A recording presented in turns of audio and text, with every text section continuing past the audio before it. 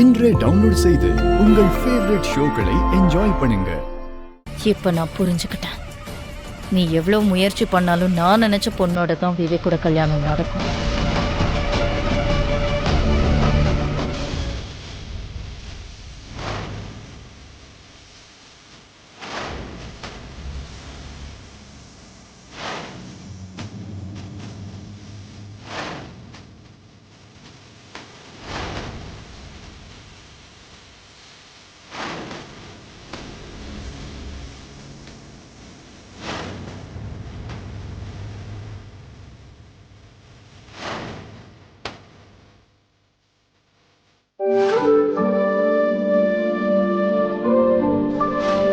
விவேக்குக்கு என் சித்தி ஆல்ரெடி ஒரு பொண்ணை பார்த்து வச்சிருக்காங்க.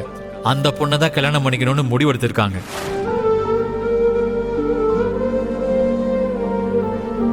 நான் அந்த பொண்ணை கல்யாணம் பண்ணிப்பேன்னு உங்ககிட்ட சொன்னனா?